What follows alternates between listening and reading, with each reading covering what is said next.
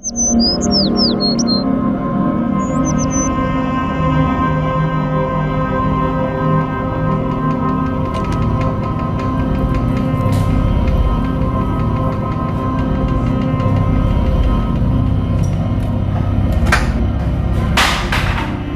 हुआ राकेश? राकेश,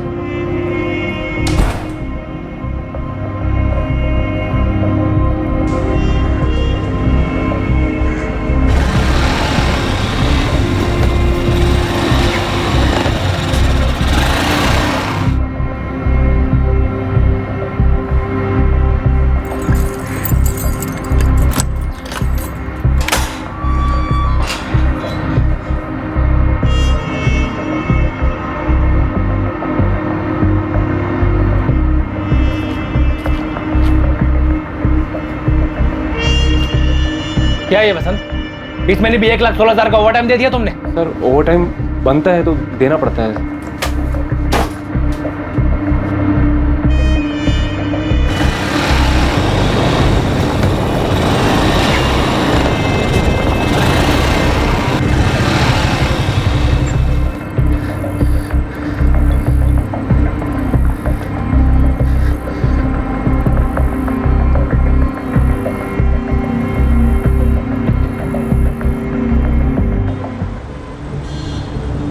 बाइक का नंबर क्या है? MH XX 342A। वैशाली, तुम्हारे पति राकेश सिन्हा करते क्या? इंजीनियरिंग वर्कशॉप है, उनकी अपनी फैक्ट्री यूनिट है। क्या बात कर रहे हैं आप? जितना पुराना रिश्ता है ना हमारा, उतना ही पुराना रेट है। हाँ केडिया साहब, आप चिंता मत कीजिए, आप चिंता मत कीजिए। आज शाम तक आपका ऑर्डर आपके गोडाउन में पहुंच जाएगा। Thank you. काला नंबर 12/330, चित्रे इंडस्ट्रियल एस्टेट, वसई। जी। बिजनेस में किसी के साथ कोई दुश्मनी या फिर कोई धमकी वगैरह? नहीं मैम, मुझे तो कभी कुछ बताया नहीं। कोई लोन या फिर कोई बड़ा घाटा? बिल्कुल नहीं मैम, उल्टा काफी अच्छा चल रहा है उनका। अभी हमारी 5वीं एनिवर्सरी के लिए आपने ज्वेलरी बनाई, साड़ियाँ भी खरीदी थी। तुम ये बताओ, ये सोने का हार तुम्हें पसंद तो आया ना? क्या राकेश रोज इतने सुबह ही अपने वर्कशॉप चले जाते हैं? नहीं, ज्यादातर सुबह 9 बजे निकलते हैं और शाम को 5 बजे तक लौट आते हैं। लेकिन कल रात एक फोन आया था। नहीं, तुम कल सुबह 7 बजे ऑफिस में मिला मुझे। कोई अगर मगर नहीं सुनूंगा।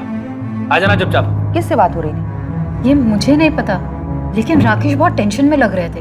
क्या हुआ, सब ठीक तो है ना? सुबह 7 बजे ऑफिस के लिए निकलूंगा मैं, नाश्ता करके जाऊंगा। क्या हुआ राकेश? राकेश,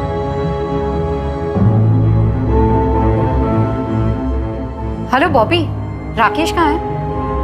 हेलो असलम भाई, राकेश है वहाँ? राजू, तेरे राकेश साहब से बात करो जरा। शैलेश, राकेश का फोन ऑफ है क्या? सब कह रहे थे कि उस दिन राकेश वर्कशॉप आए ही नहीं। ऐसा पहले कभी नहीं हुआ मैम। देखिए, हमने ऐसे भी केसेस देखे जहाँ पर इंसान काम से बाहर चला जाता है, उसका फोन खराब हो जाता है या स्विच ऑफ हो जाता है। अभी तो सिर्फ 9 बजे, शायद देर रात तक लौटा है। हम अपनी तरफ से काम शुरू करें, कुछ खबर मिलती है आपको बता देंगे। Okay ma'am. सर, राकेश की CDR मंगवाई है और उसके बाइक के लिए लुकआउट जारी किया है। अपहरण? उसकी वाइफ कह रही थी सब अच्छा चल रहा है, ज्वेलरी पे ज्वेलरी खरीदी जा रही थी। और छोटे व्यापारियों का किडनैपिंग का सीजन भी चल रहा है इस वक्त। लेकिन सर, जनरली ऐसे केसेस में किडनैपिंग के तुरंत बाद फिरौती का कॉल आता है। शायद अब आ जाए। स्वाति, राकेश का लैंडलाइन नंबर टैप करो और उसके घर पे सर्वेलेंस लगा दो। सर। नंबर 2, हत्या। कोई पुरानी दुश्मनी या कोई पुराना प्यार? फरार? जर जोरू जमीन का कोई मसला होगा, शायद ये किसी से भाग रहा हो, या इसी ने किसी को मार डाला हो और फिर फरार हो गया हो। देखो, किसी भी सूरत में मुझे कॉल मत करना। हाँ हाँ, अब तुम निकलो वरना गाड़ी छूट जाएगी। हो सकता है वाइफ भी राकेश के भागने में शामिल हो और हमारे सामने एक्टिंग कर रही हो। इस वैशाली की भी हिस्ट्री निकालो। आत्महत्या? लेकिन सर, कोई हिंट नहीं छोड़ा है, ना कोई मैसेज और ना ही कोई लेटर। शायद जोश में आकर एकदम से कर बैठा हो।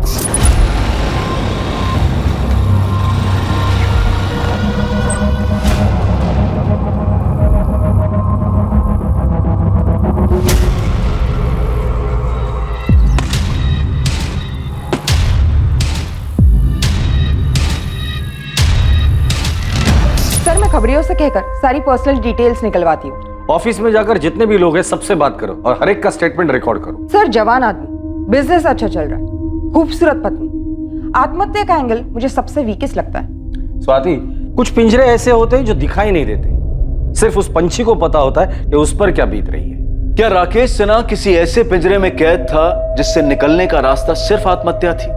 और क्या सिर्फ राकेश पिंजरे में कैद था या और भी लोग थे जो अपने अपने पिंजरों में तड़प रहे थे?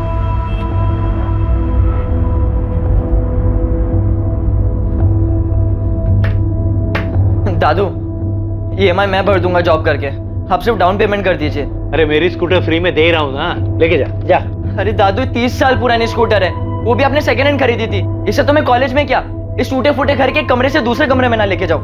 सब बैठे बैठे मिल रहा है ना, इसलिए कदर नहीं तुझे। ओमकार, तुझे मालूम है ना ये घर तुझे मिलने वाला है, फिर भी उसे टूटा फूटा कह रहा है। इससे तो मैं घर ही ना बोलूं, पिंजरा है पिंजरा।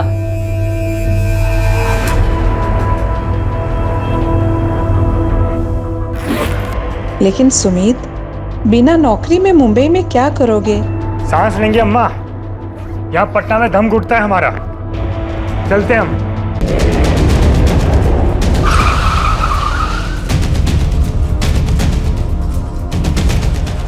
मैडम, मैं राकेश सिन्हा का मैनेजर हूँ। मैम, मेरा नाम बॉबी पिंटू है। ये राजू माने, शैलेश कोटियान और असलम दलवाई, ये हमारे परमानेंट वर्कर्स हैं। बाकी कुछ कारीगर हैं जो डेली वेजेस पे काम करते हैं, और ड्राइवर वगैरह तो कॉन्ट्रैक्ट पे हैं। आपका परमानेंट स्टाफ इतना ही है? नहीं मैम, हमारे अकाउंटेंट है वसंत प्रधान जी, जो आज आए नहीं है। क्यों? उनका मैसेज आया था, उनकी तबीयत खराब है। और कल आप में से किसी ने भी आपके बॉस राकेश सिन्हा को नहीं देखा? नहीं मैम। ठीक है, अब सभी लोग अपना नाम, घर का पता और नंबर इस हवलदार साहब के पास लिखवाएंगे। बॉबी, क्या कोई माजरा था? राकेश घर से टेंशन में निकला था। मैम, घर का कुछ हो तो पता नहीं, बाकी बॉस को ऑफिस में कुछ कॉस्ट कंट्रोल को लेके परेशानी थी। 2-3 महीने से कुछ ओवर टाइम का इशू था। बाकी ये सब तो हर कारखाने में होता है। मैडम, राजू मानू कुछ कह रहा है। हाँ बोलो। कल जब मैं काम पे आ रहा था ना, तो हमारे अकाउंटेंट साहब दिखे थे मुझे। उनकी तबीयत तो बिल्कुल ठीक थी, लेकिन बहुत ज्यादा गुस्से में और परेशान लग रहे थे। और प्रधान साहब, क्या हालचाल? ये ऑफिस जाने के बजाय यहाँ का बैठे हो आप? अरे बाहर में क्या ऑफिस?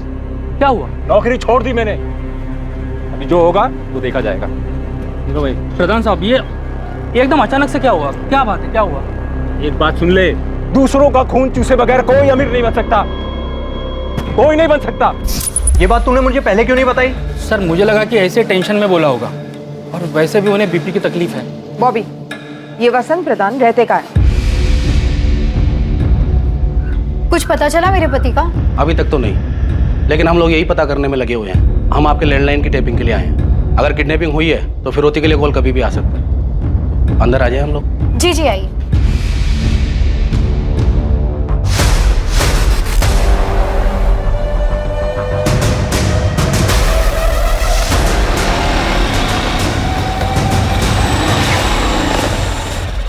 वसंत प्रधान, तुमने राजू से राकेश सिन्हा के यहाँ की नौकरी छोड़ने की बात की थी? हाँ बोला था, राजू से बोला था, और ये सच भी है। मैंने नौकरी छोड़ भी दी। कब और क्यों? परसों रात को मेरी तबीयत सच में डाउन थी, बीपी हाई था, तो रात को राकेश सर का फोन आया था। राकेश सर, मैं कल छुट्टी लेना चाहता हूँ, मेरी तबीयत ठीक नहीं है। नहीं, तुम कल सुबह 7 बजे ऑफिस में मिलो मुझे, आ जाना चुपचाप। सर, मैं दूसरे दिन यानी कल सुबह 6:55 को ही मैं जब ऑफिस पहुंचा, राकेश सर पहले ही आ चुके थे, और मुझे पहले से मालूम था कि उन्हें किस बात का गुस्सा था। कितना कट मिलता है तुझे? क्या कह रहे हैं सर आप? बरो मत, तुमने मुझसे इंक्रीमेंट मांगा था, मैंने कहा था दिवाली तक रुक जाओ बस, लेकिन नहीं, ऐसे पैसे कमाओगे तुम? कोई वर्कर आधा घंटा एक्स्ट्रा काम करता है तो उसकी आधी शिफ्ट का ओवर टाइम लगा दोगे? कितना कट मिलता है तुम्हें? ओवर टाइम का आधा? अरे सर, अगर मैं चोरी चपाटी घपलेबाजी करता ना, तो आज आपके जैसा ऐसा फैक्ट्री का मालिक बन गया होता। मतलब क्या तेरा? मैं फ्रॉड करता हूँ? अरे खून चूसते हो तुम गरीबों का। अकाउंट संभालता है ना तुम, खुद ही अपना हिसाब क्लियर कर, कल से आने की जरूरत नहीं। आउट। हाँ ठीक है, जा रहा हूँ, वैसे भी मैं नहीं आने वाला था। राकेश सिन्हा आउट। अरे जा रहा हूँ। क्या किया राकेश के साथ? मैं राकेश के साथ क्या करूंगा, और उसके साथ कुछ हुआ नहीं है। साले ने मार्केट से बिजनेस के नाम पे पैसा उठाया होगा, खर्च दिया होगा कहीं, या कहीं लगा दिया होगा, और अब फरार हो गया।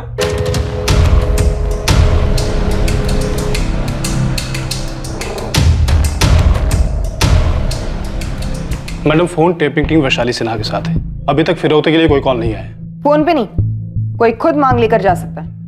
घर पे नजर रखो। सर, राकेश सिन्हा के फोन रिकॉर्ड्स, उसका फोन स्विच ऑफ हुआ था 7:30 बजे। लोकेशन? उसका ऑफिस। वो ऑफिस में था।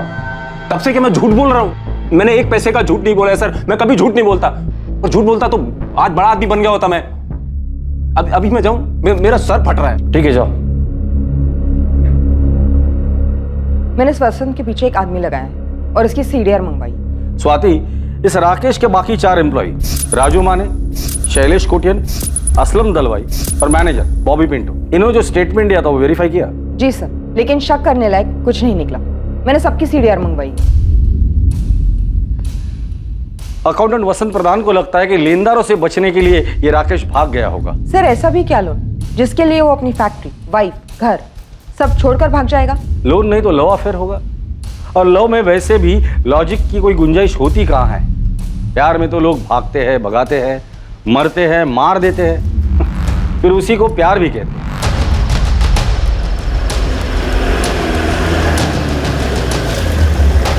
सर, वो अपना रूम।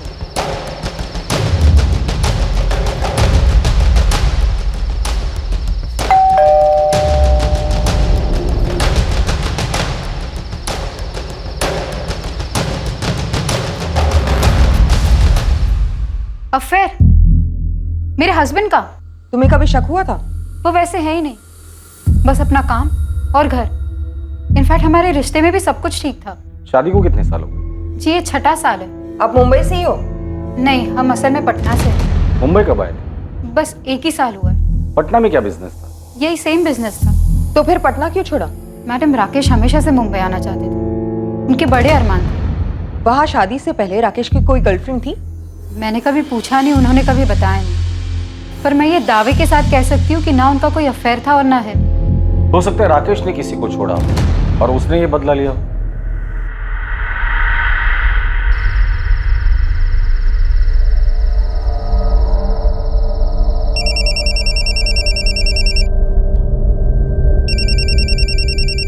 उठाए मैडम और उसे बातों में लगा के रखिए। हेलो, सुमित बोल रहा हूँ। कौन सुमित? कौन हो आप और मेरे पति कहाँ हैं? Hello hello,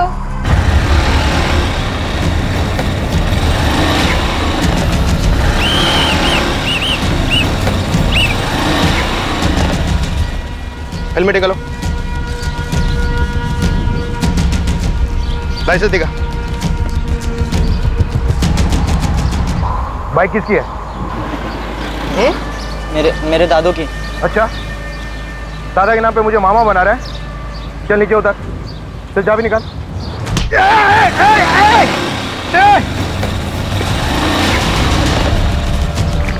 control room, red alert वाली motor bike number MS XX 342 है, थाने गुरुजी रोड की तरफ गई है।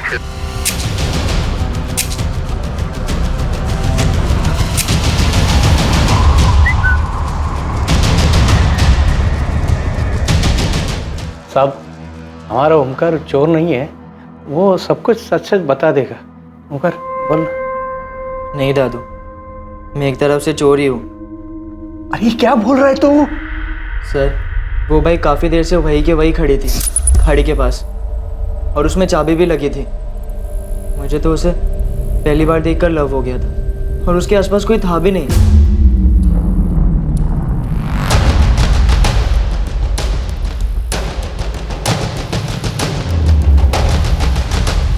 मैडम, मेरे पोते को माफ कर दीजिए, मेरा और कोई सहारा नहीं है। एक्चुअली मैम, मैं 2-3 दिन चलाकर यही छोड़ने वाला था, वापस रख तो नहीं सकता था। Ma'am please, sorry.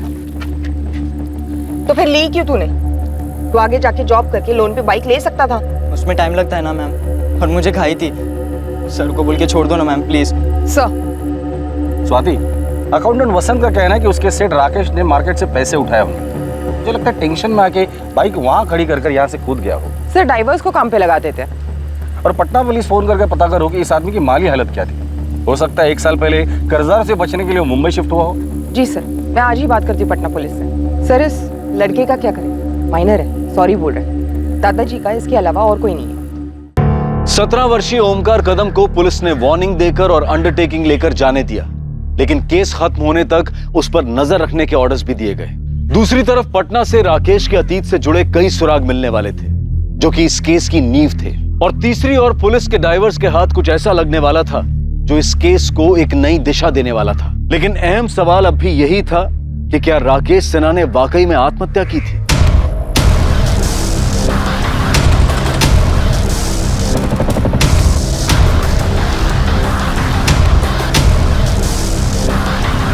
Sir helmet मिला है और बैग है, उस बैग के अंदर मोबाइल। सर लास्ट बैग होगी, हो सकता है किसी किनारे पर मिल जाए। मुंबई पालघर और कोकण कोस्टल पुलिस को इन्फॉर्म करो और वैशाली सिन्हा को बुलाकर इन चीजों की शिनाख्त करवा लो।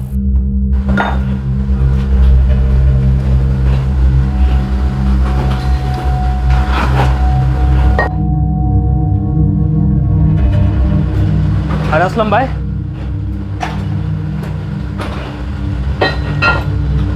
क्या हुआ असलम भाई, खाक हो गए? कुछ नहीं, कुछ नहीं।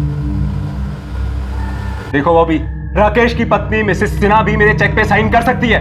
ये है मेरा पूरा हिसाब और मुझे आज ही चेक चाहिए। सवाल ही नहीं उठता वसंत जी, इतनी खुदगर्जी भी ठीक नहीं। अरे राकेश साहब गायब है, इतनी टेंशन है और आप अरे टेंशन को लिखो लेजर में और किधर समंदर में जाके फेंक दो, क्योंकि राकेश तो अब लौट नहीं से रहा।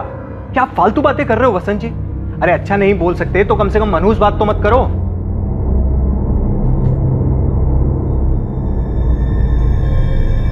क्या हुआ, कुछ कहना चाहता है? ओमकार, मैं तेरे बाप का भी बाप, मुझे मालूम है तू कुछ कहना चाहता है, कुछ छुपा रहा है मुझसे। पुलिस ने बड़ी मुश्किल से माफी दी, बोल क्या बात है? मैं जरा बाहर घूमने जा रहा हूँ, स्कूटर ले जाऊं? हाँ ले जा।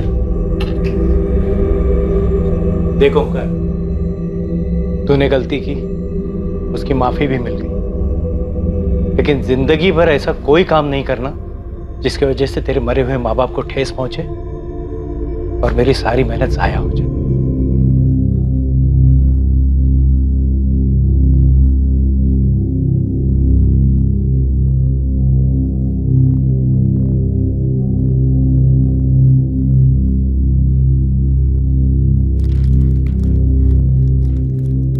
राकेश ने सुसाइड किया? कंफर्म नहीं है, पर इस वक्त इसी चीज की संभावना काफी है। पर क्यों? और उनकी बॉडी? देखिए, बॉडी आज कल परसों शायद हफ्ते भर में मिल भी जाएगी, लेकिन हमारे लिए ये जानना जरूरी है कि राकेश ने आत्महत्या क्यों की, ऐसी कौन सी मजबूरी थी, और आपको उसके लिए हमें कोऑपरेट करना पड़ेगा। क्या उन्होंने मार्केट से बहुत बड़ी रकम उठाई थी? ऐसा कुछ नहीं था सर, मैं आपको बता चुकी हूँ, सब सही चल रहा था और अब ये सब। आप श्योर हैं ये सब सामान आपके पति राकेश का ही है? जी मैम, मुझे विश्वास नहीं हो रहा कि मेरे पति सुसाइड कर सकते।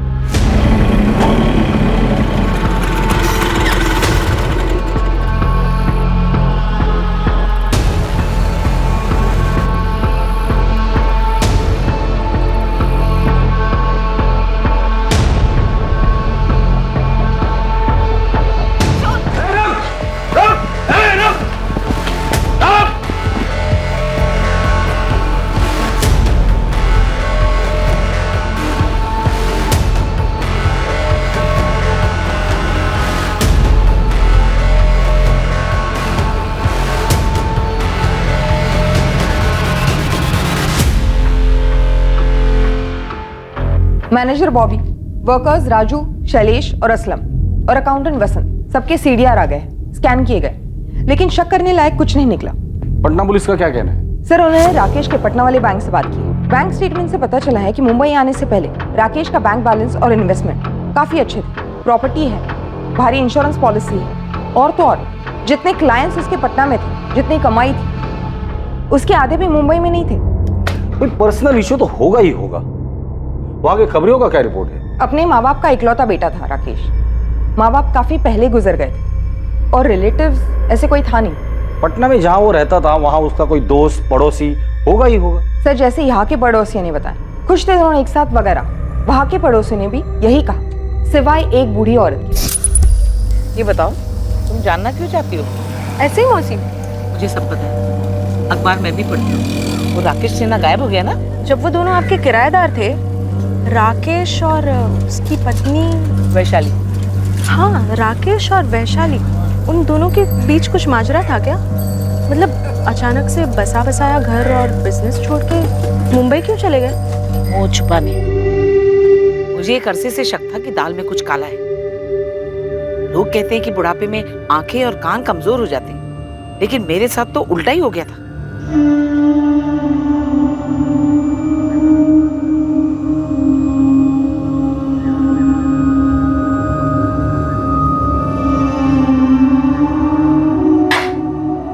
नमस्ते काकी। जीते रहो बेटा।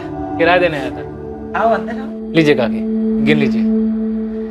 काकी आपसे एक बात करनी थी मुझे। हमें भी तुमसे एक बात करनी है, लेकिन पहले तुम बोलो। खुद का मकान बनाना चाहता हूँ, सोचा एक बार आपसे पूछ लेता हूँ, क्या आप अपना मकान हमें बेचेंगी? बेटा तुम मेरा मकान खरीदना चाहते हो, लेकिन तुम्हारा घर बिक चुका है। क्या? तुम्हारे घर में आग लगी हुई है, पहले जाके उसे बुझाओ। मैं जानती हूँ कि तुम्हें सब कुछ पता है, लेकिन तुम चुप हो। मैं भी सब कुछ जानती हूँ, लेकिन तुम्हारी भलाई के लिए मैं भी चुप हूँ। लेकिन जानते हो, जब ये सारी बात मोहल्ले में लोगों को पता चलेगी तो क्या होगा? उस लड़के का तो कुछ नहीं जाएगा, वो तो भाग जाएगा, लेकिन मुंह तुम्हारा काला होगा।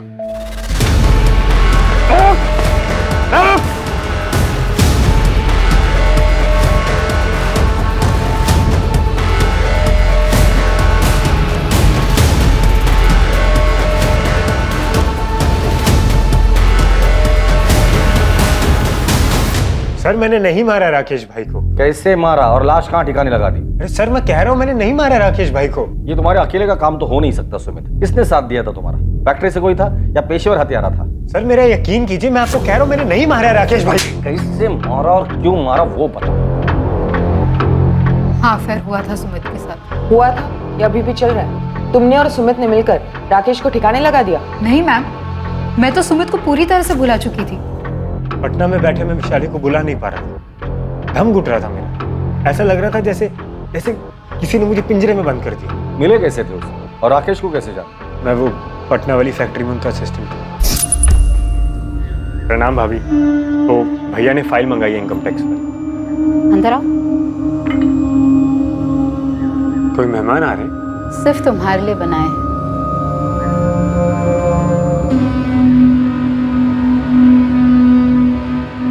हमारे बीच में पहले दिन से एक आकर्षण था। मेरे साथ भाग चलोगे? कहाँ? जॉगिंग? आजाद करो मुझे इस पिंजरे से। कौन सा पिंजरा? अरे सब कुछ तो है तुम्हारे पास। सब कुछ होकर भी मेरे पास कुछ नहीं था, पर मुझे पता था कि सुमित ये बात कभी नहीं समझेगा। वो अफेयर बस जरूरत से निकली, मेरी ये गलती थी। ऐसे क्या जरूरत आ पड़ी कि तुमने अफेयर किया? क्या था ये पिंजरा?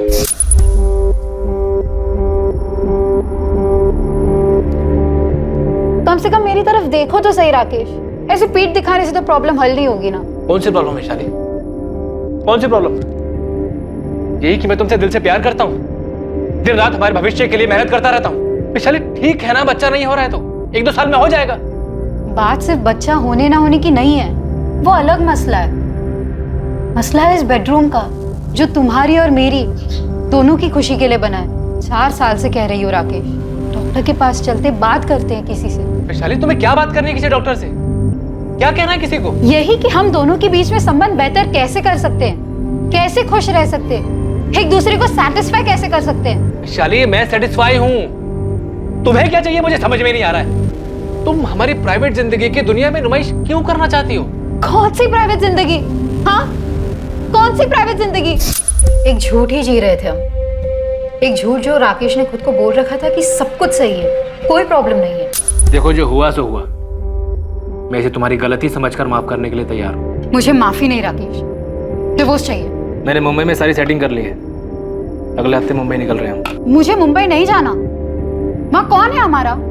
तभी तो मुंबई जा रहे हैं, क्योंकि वहाँ हमारा कोई नहीं है। वहाँ हमारे बारे में किसी को कुछ पता नहीं होगा। लेकिन हमें तो पता होगा हमारे बारे में। उसे खुद से कब तक छुपाते रहेंगे राकेश? क्रेडिट कार्ड है तुम्हारे पास, जितनी भी शॉपिंग करनी है दिल खोल के कर लो। जिससे भी मिलना है एक आखिरी बार मिलो। और मैं वो आखिरी बार भी सुमित से नहीं मिली। और अब राकेश गायब क्या हो गई, ये सुमित अचानक से पूरे 1 साल बाद यहाँ धमक गया है।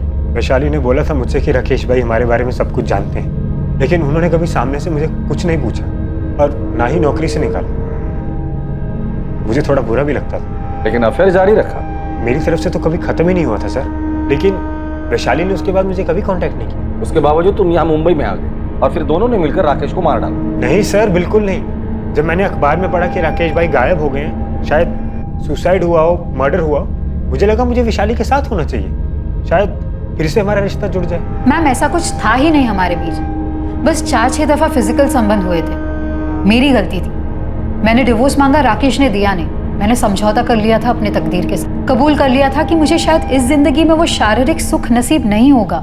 वैशाली, क्या तुम्हें ऐसे लगता है कि तुम्हारे सुमित वाले अफेयर की वजह से राकेश को अपनी कमियों का ज्यादा एहसास हुआ हो और उसने आत्महत्या कर ली हो? अगर ऐसा होता तो वो कभी तो जताते, कुछ तो बोलते, पर ऐसा कभी नहीं हुआ और वो आत्महत्या करने वाले आदमी नहीं है। तो फिर सुमित ने राकेश का कत्ल कर दिया हो? माना मैं उसके लिए यहाँ चला आया, उसे कभी बुला नहीं पाया, लेकिन मैं इतना गया गुजरा इंसान भी नहीं हूँ कि किसी का कत्ल करने का सोचूं।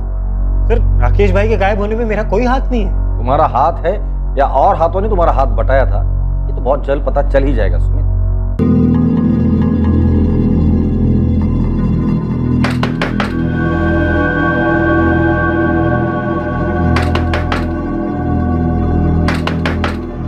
ए ओमकार,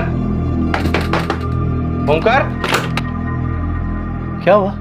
इतना वक्त क्यों लगा दरवाजा खोलने में? अरे पसीना क्यों आया? वो एक्सरसाइज कर रहा था ना, मैंने खाना गर्म करके खा लिया है। दोस्तों से मिल के आता हूँ जरा। इस वक्त? हाँ, वो कल टेस्ट है ना, तो तैयारी करनी है।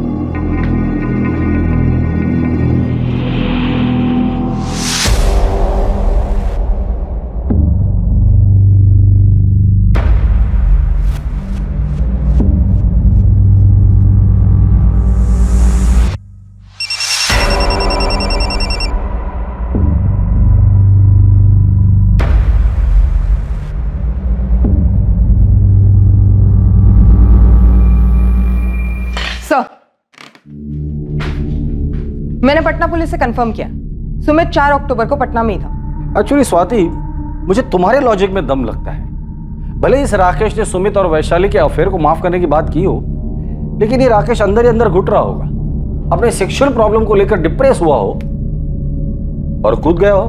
सर, दरअसल मैं अपनी थियरी को डाउट कर रही हूँ। मैं सोच रही थी कि शायद ये वैशाली झूठ बोल रही हो, वैशाली और सुमित ने मिलकर ही राकेश को मार डाला हो, इसलिए मैंने दोनों की सीडीआर मंगवाई है। शायद ये सुमित ने पटना से ही कत्ल करवाया होगा। सर लड़का आया है, बाइक चोर ओमकार कदम। किसका नमकीन है ये? मेरा है सर। इस पर खून किसका है और ये हमें क्यों दिखा रहे हो? वो मैंने आप लोग को बाइक के बारे में पूरी बात नहीं बताई थी, एक बात छुपाई थी।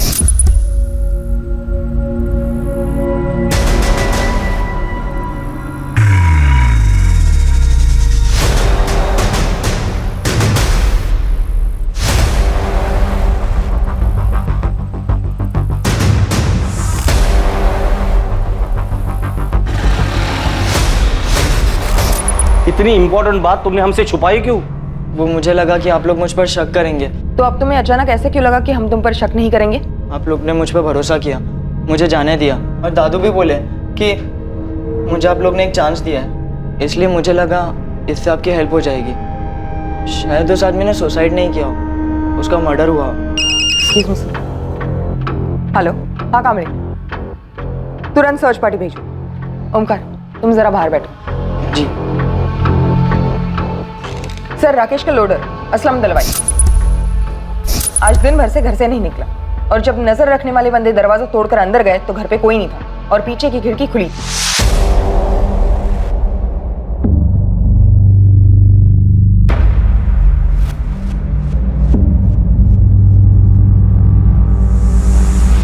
स्वाति, इसे फॉरेंसिक लैब भेज दो और उस असलम को अपनी कस्टडी में ले लो।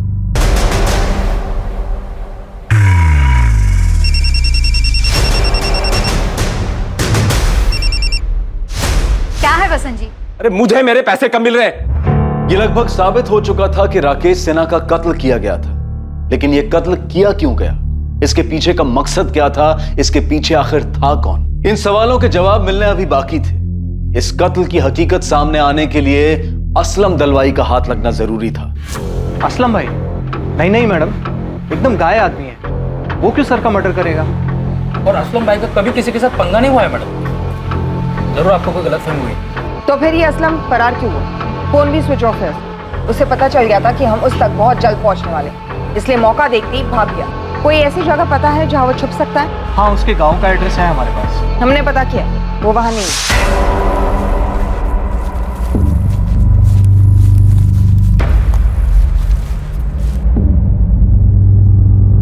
सर, सुमित और वैशाली के बीच पूरे 1 साल कोई कांटेक्ट नहीं रहा, सिवाय 3 दिन पहले जब सुमित ने वैशाली को कॉल करना शुरू किया, जो कि उसने कबूल किया।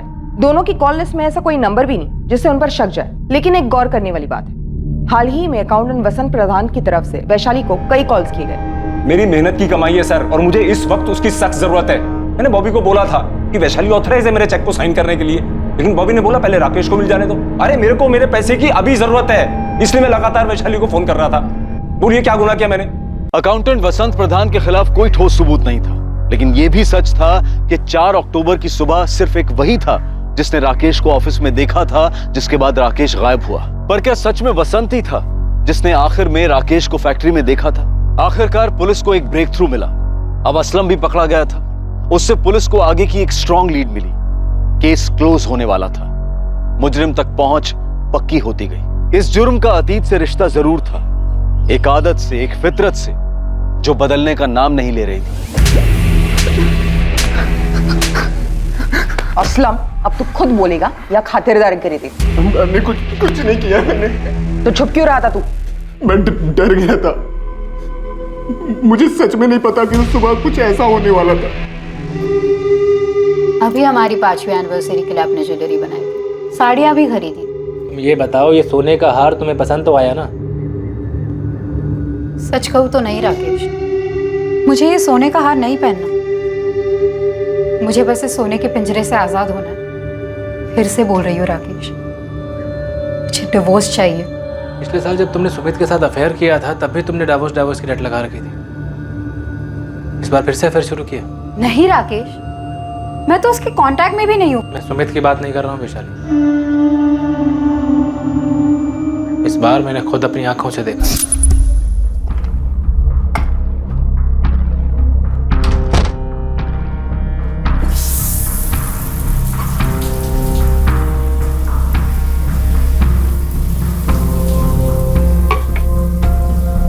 वैशाली, मैं बॉम्बे साइड जा रहा हूँ, 2 पार्टीज की मीटिंग है, देर रात लौटूंगा। ठीक है।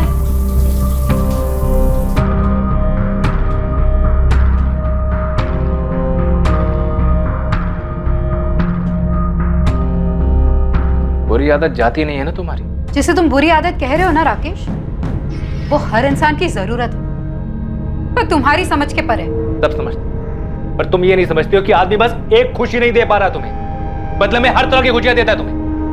तुम्हारे नाम की एफडी, जमीन, कंपनी में पार्टनरशिप, हर तरफ तुम्हारा नाम लिखवाता हूं मैं। साड़ियां लेके देता हूं, जेवर लेके देता हूं, सब तो लेके देता हूं तुम्हें, लेकिन नहीं, तुम्हें तो बस जानवर की तरह बिस्तर। एक बात बताओ, अगर तुम्हें भूख लगी हो और मैं तुम्हारे लिए गाना गाऊं तो, या घर सजाओ तो, या खुद सज सज कर तुम्हारे पैर दबाओ तो, इससे तुम्हारी पेट की भूख मिटेगी? विशाली, दुनिया में से कई जोड़े हैं जो बिना एक दूसरे के साथ शारीरिक संबंध बनाए खुश रहते हैं। उन लाखों जोड़ों ने आके तुम्हें खुद बताया, तुम गए थे उनके बेडरूम्स में देखने? विशाली, मैं दूसरी बार भी तुम्हें माफ करने की। प्लीज प्लीज, माफी शब्द का इस्तेमाल भी मत करना तुम। और एक बात और सुन लो, ये जो बार बार तुम जेवर साड़ी की बातें करते हो ना, इससे मुझे घिन आती है। इसलिए नहीं कि तुम इन सबसे मेरी बेडरूम की नाखुशी को खरीदना चाहते हो, बल्कि इसलिए क्योंकि ये अपने आप में भद्दे है, मेरी पसंद के नहीं है, जरा भी नहीं। तुम सब कुछ सिर्फ और सिर्फ अपनी पसंद से लाते हो। कभी मेरी पसंद नापसंद जाने की कोशिश की तुमने? बस अपने लोगों में अपना नाम रोशन करवाना चाहते हो। समाज में भले ही लोग तुम्हें किसी हीरो का खिताब देते होंगे, लेकिन मेरे लिए तुम सिर्फ एक जीरो हो। मैं तुम्हारे नाम के आगे से सारे जीरो काट देता हूं, एक तमड़ी भी नहीं दूंगा तुम्हें। इंश्योरेंस से लेकर प्रॉपर्टी से लेकर हर जगह से तुम्हारा नाम मिटा देता हूं, फिर तलाक दूंगा तुम्हें। उसके बाद ये वीडियो ऑनलाइन डाल दूंगा ताकि हर कोई इसका मजा ले पाए, तुम्हारे माँ बाबा, भाई बहन सब, और तुम्हारे प्रेमी की पत्नी, सबकी फैमिली, सबके सब। कुछ दिनों तक राकेश और वैशाली के बीच भारी तनाव रहा। नहीं, तुम कल सुबह 7 बजे ऑफिस में मिला मुझे, कोई अगर मगर नहीं सुनूंगा। क्या हुआ, सब ठीक तो है ना? सुबह 7 बजे ऑफिस के लिए निकलूंगा मैं। और आखिरकार वो दिन आ ही गया जब इस साजिश को अंजाम दिया जाने वाला था।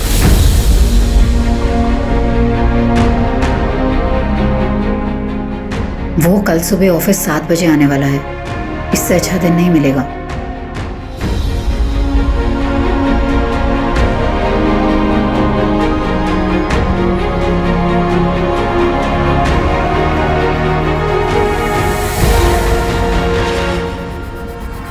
निकल दो।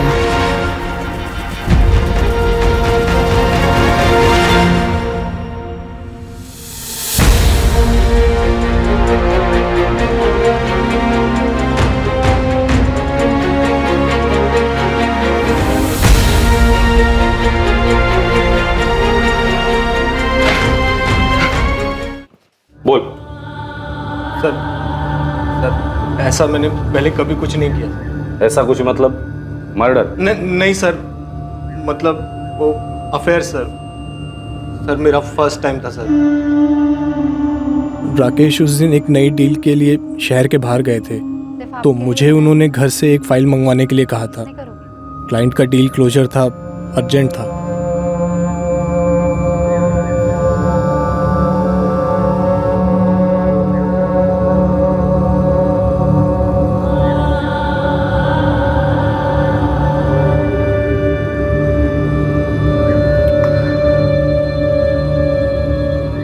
उसे पता चल गया बॉबी।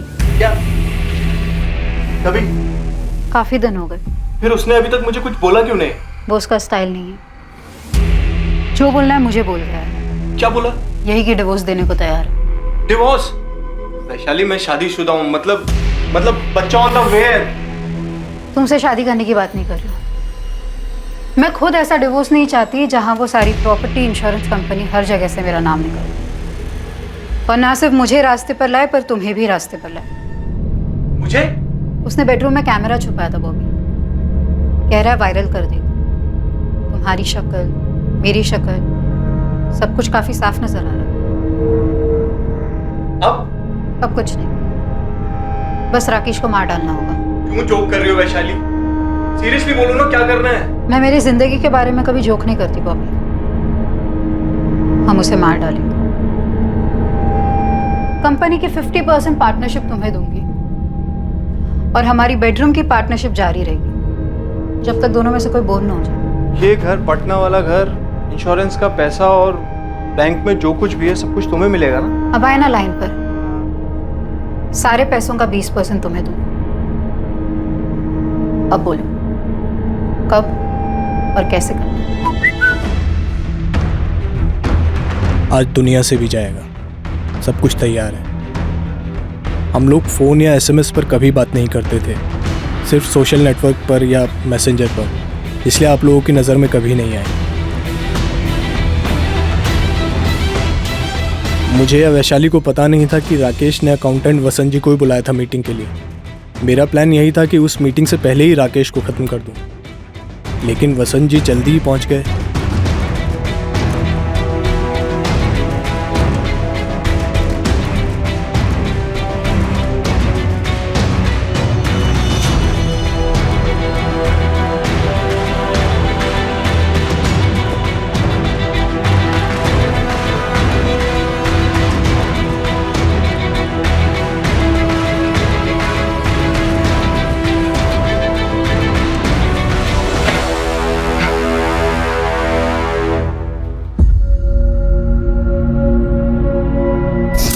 मुझे राकेश सर ने खुद एक रात पहले फोन किया था।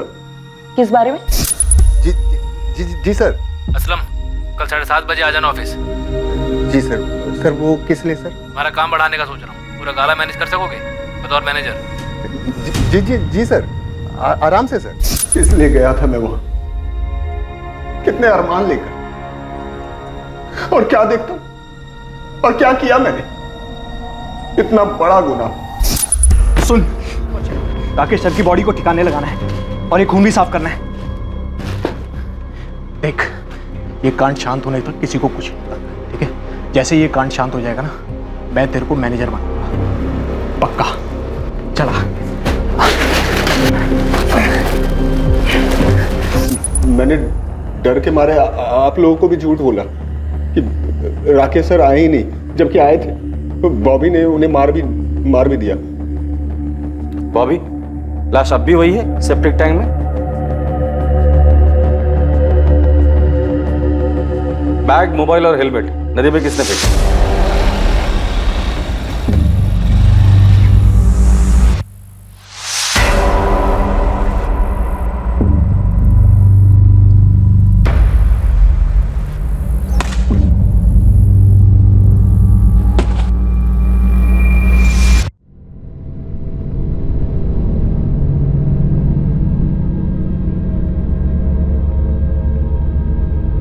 बॉबी पिंटो और वैशाली सिन्हा पर हत्या करने और असलम दलवाई पर हत्या में षड्यंत्र करने के आरोप लगे। उनके खिलाफ चार्जशीट फाइल हो चुकी। एक बंधन से मुक्त होने के लिए हत्या का सहारा लेने वाली वैशाली सिन्हा अब अपने जुर्म के पिंजरे में हमेशा के लिए कैद होकर रह गई। इस केस में सभी शामिल लोग, पीड़ित, आरोपी, संदिग्धों ने अपने आप को एक पिंजरे में जकड़ा हुआ पाया, पर यह पिंजरा हकीकत नहीं थी। सच तो यह था कि यह पिंजरा दरअसल इन्हीं सब का एक मानसिक दृष्टिकोण था, एक सोच थी जिसे वो बदल नहीं पाए, उसके शिकंजे से निकल नहीं पाए। आरोपी वैशाली की शारीरिक संतुष्टि की याचना बिल्कुल जायज शिकायत थी। हर इंसान को अपने तरीके से जीने का पूरा हक है, पर उसने अफेयर से राहत पाने की कोशिश की और फिर अपने पति की हत्या को अपने पिंजरे की चाबी बनाया। और वजह सिर्फ यही नहीं थी, वैशाली रिहाई के साथ सोने का पिंजरा भी चाहती थी, और वो पिंजरा था राकेश की संपत्ति। और इसी के कारण वैशाली के साथ किसी भी किस्म की नैतिक सहानुभूति रखने की कोई गुंजाइश नहीं बनती। दूसरी तरफ राकेश ने खुद अपने आप को एक झूठ के पिंजरे में कैद किया हुआ था। सच जानते हुए भी वो इस भ्रम में जीना चाहता था कि दुनिया की हर खुशी पैसे से खरीदी जा सकती है। उसने अपनी पत्नी की जरूरतों को नजरअंदाज करके और फिर उसे ब्लैकमेल करके एक ऐसा रास्ता अपनाया जहां हर कदम पर जुर्म का साया दस्तक दे रहा था। सही समय पर सही कदम उठाने से इन सब की जिंदगी इस तरह उलझने से बच सकती थी, कई जानें बच सकती थी, जिंदगियां पिंजरों की कैद से रिहा हो सकती। देखते हैं हमारे आज के एपिसोड की दूसरी कहानी।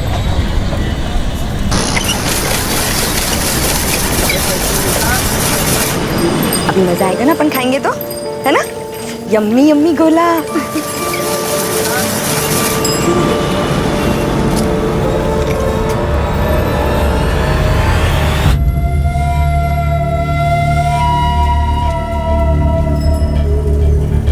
भैया काला खट्टा ज्यादा डालना।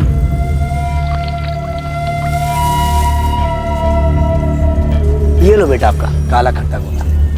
Thank you. कितना हो भैया? 40 रुपये मैडम। भैया 40 छुट्टे तो नहीं है, ये लो। छुट्टा किधर से मिलेगा? भैया नहीं है ना, देखो ना आपके पास होगा। लाओ देखता हूँ। हाँ देखो।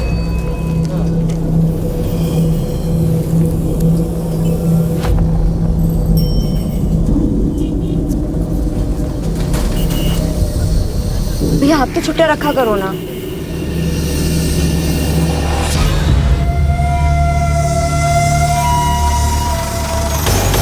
बालून वाले अंकल रुको।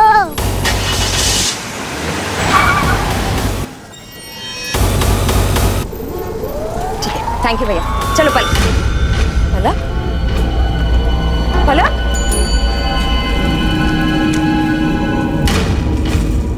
भैया आपने इस बच्ची को देखा है? जी नहीं मैडम, नहीं देखा।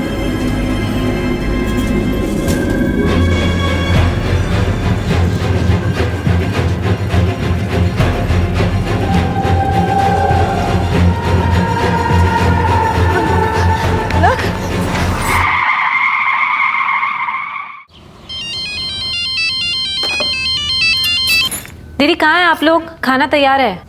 सुनंदा पलक मिल नहीं रही है। क्या? पलक मिल नहीं रही? दीदी पलक कहाँ है? अभी तो मेरे साथ थी, पर पता नहीं कहाँ चली गई है वो। सुनंदा क्या हुआ? क्या हुआ पलक को? किधर है पलक?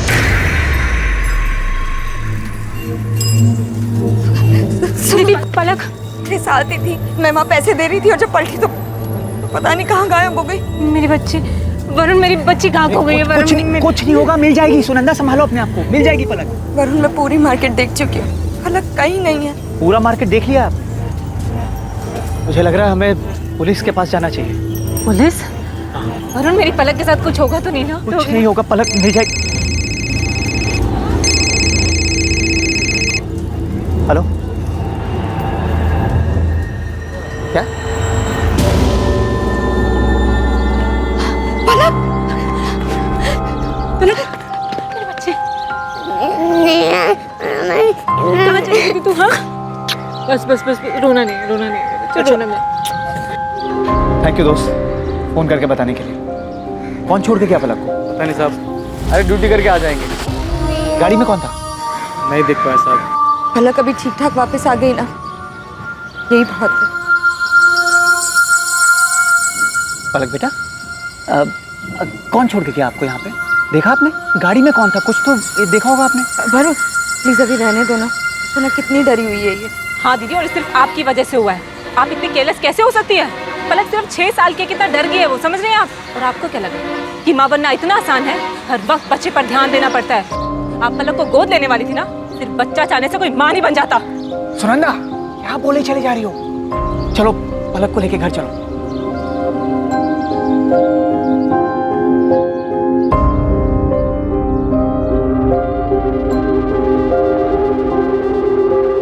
दुख की चिंगारी को जितनी हवा दी जाए, उस सीने में शोले की तरह उतना ही भड़कती है। इंसान के दिल दिमाग के हर कोने में एक टीस उठती रहती है। भले उसका दर्द कम हो जाए, लेकिन एक मलाल रह जाता है। किसी अपने को खोने का मलाल, अपने दिल की मुराद को पूरी ना कर पाने का मलाल।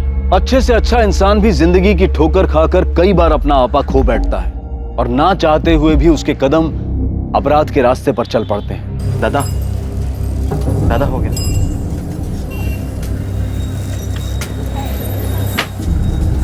दादा मैं निकलूं, वो क्लास के लिए लेट हो रहा है मुझे।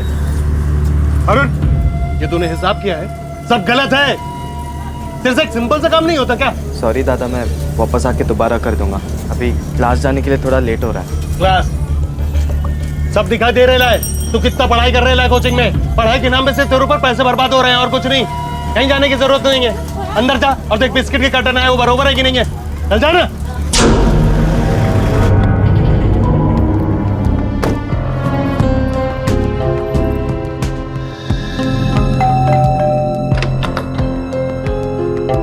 आनंद, तुम अभी रिपोर्ट्स में जितने भी मिस्टेक्स है, I want you to rectify right now, okay? तुम्हें पता है मीटिंग कितनी इंपॉर्टेंट है। हाँ, मैं आता हूँ 1 आध घंटे में। क्या हुआ? काम का बहुत प्रेशर है। कुछ नहीं हो कल की मीटिंग के बारे में। तुम बताओ क्या हुआ? फोन पर इतनी अपसेट क्यों साउंड कर रही थी? पलक, पलक, आप पलक को गोद लेने वाली थी ना, सिर्फ बच्चा चाहने से कोई माँ नहीं बन जाता। नहीं, कुछ नहीं आनंद। शगुन, कुछ तो हुआ है। और तुम बताओ क्या हुआ था? वो आज मैं मार्केट गई थी ना, तो वहां थोड़ी प्रॉब्लम।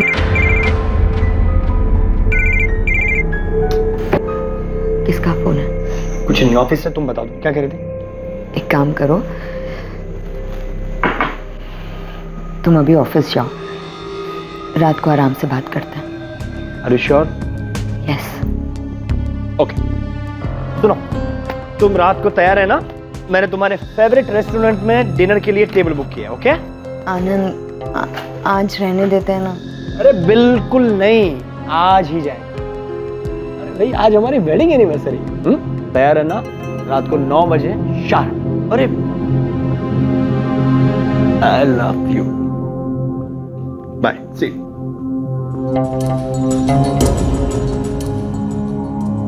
अरे आनंद, अरे तुम बार बार क्यों फोन कर रही हो? शगुन के साथ में था। ठीक है, मैं आता हूँ।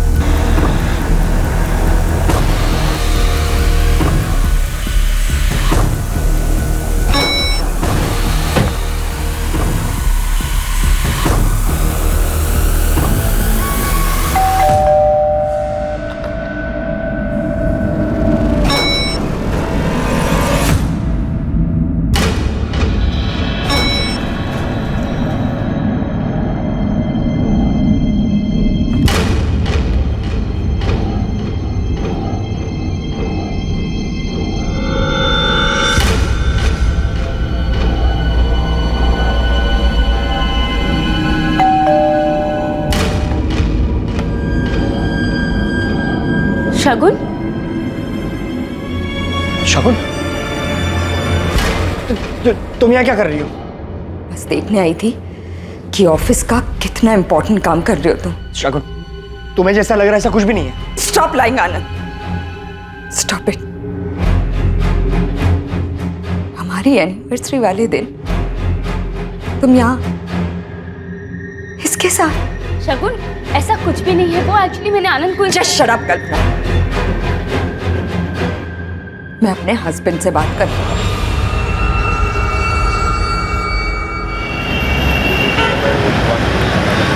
रोहिणी बेटा, ये लास्ट बाइट खा लो।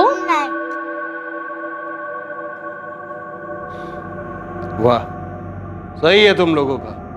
मैं उधर दिन रात मेहनत करके पैसे कमाऊं और तुम लोग यहाँ आराम से बैठ के ना मुफ्त की रोटियां तोड़ो। अरे कम से कम मेरा इंतजार तो कर लेते। वो रोहिणी के सोने का टाइम हो गया था, इसलिए। दीपक, शांत हो जा, बैठ।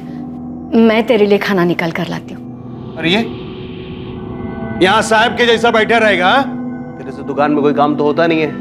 कम से कम घर में कुछ काम कर ले। चल जा, तेरे लिए खाना लेके आ जा। ये घर में भी कौन सा काम का है? घुर क्या रहा है? जा ना, खाना लेके आ।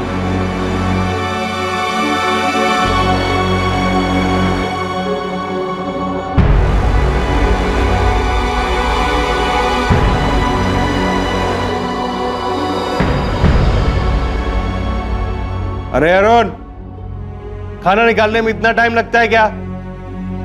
ये लड़का किसी काम का नहीं है।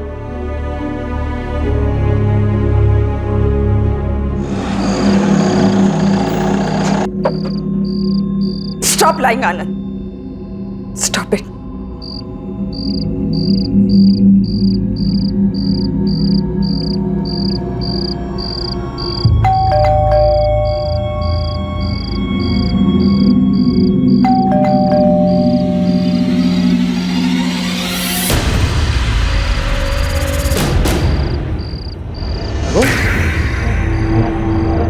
शगुन, लाइट्स क्यों बंद रखी है?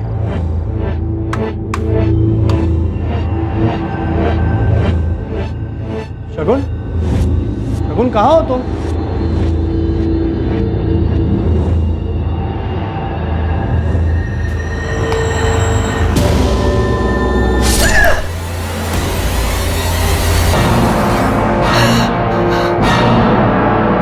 विक्टिम का नाम शगुन कुलकर्णी है, उम्र 32 साल, और यहाँ घर में अपने पति आनंद के साथ ही रहती थी।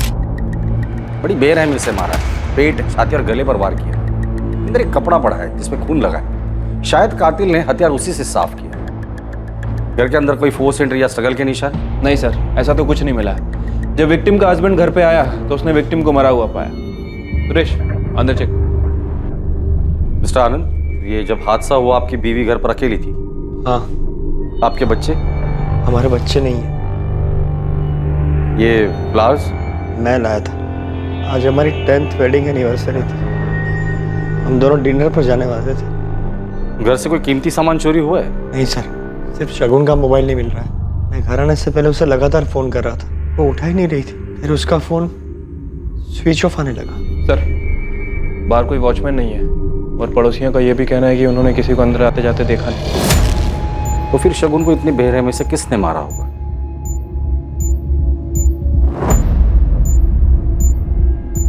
परेशान मत हो गणपत भाऊ, भरोसा रखो मेरे पे। अभी जब साजे में बिजनेस किया है ना, तो नुकसान नहीं होगा। भरोसा है मेरे को तेरे। चलो चाय बोल। हटो ना बाबू, हटो।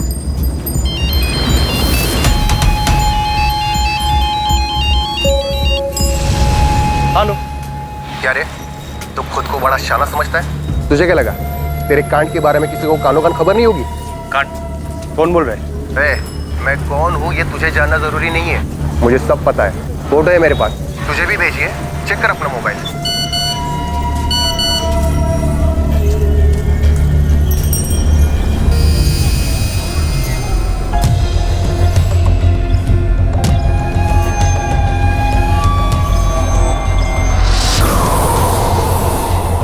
अचानक ये सब क्या हो गया?